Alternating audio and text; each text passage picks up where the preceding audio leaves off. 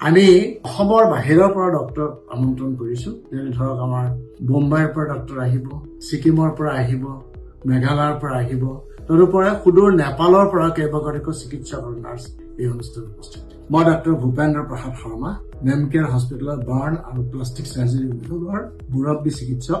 মই আপোনালোকক আজি এটা বিশেষ কথাৰ কাৰণে আপোনালোকৰ আগলৈ আহিছো। এইটো হৈছে অহা 11 আৰু 12 ফেব্ৰুৱাৰী তাৰিখে আমি নেমকেয়াৰ হস্পিটেলৰ ফালৰ পৰা বাৰ্ণ কেয়াৰ ডে পাতিবলৈ যোজনা কৰিছো।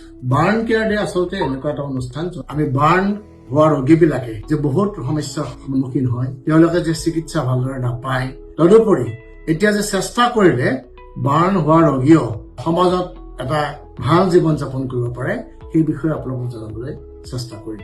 তদুপৰি বাৰ্ণ নহবলৈ আমি কি কি সাৱধানতা অৱলম্বন কৰিব লাগে আৰু হলে আমি কি ধৰণৰ প্ৰাথমিক সাহায্য দিব লাগে, এই বিষয়ে এই অনুষ্ঠানতে আপোনালোকৰ আগত কোৱা হ'ব। এই অনুষ্ঠানত আমাৰ চৰকাৰীভাৱে অসম চৰকাৰৰ ফালৰ পৰাও নেশ্যনেল হেল্থ মিছনৰ ডাইৰেক্টৰ মহাশয় আৰু হেল্থ ছাৰ্ভিচৰ অন্যান্য বিষয়াসকলো উপস্থিত থাকিব। তদুপৰি চৰকাৰী চিকিৎসালয়বিলাকৰ পৰা বহুতো ডক্টৰ আৰু নাৰ্ছ এই অনুষ্ঠানত আহিব, কাৰণ আমি তাৰ লগত আমি এটা প্ৰশিক্ষণৰ ব্যৱস্থা কৰিছো। আৰু এটা বিশেষ কথা ক'ব গৈছো যে আমি এখন চুটি ছবি অগ্নিস্নাতা নামৰ এই অনুষ্ঠানতে মুকলি কৰিম।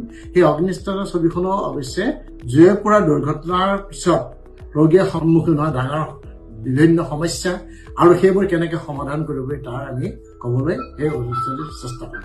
গতিকে এই অনুষ্ঠানত আপোনালোকৰ উপস্থিতি কামনা কৰোঁ।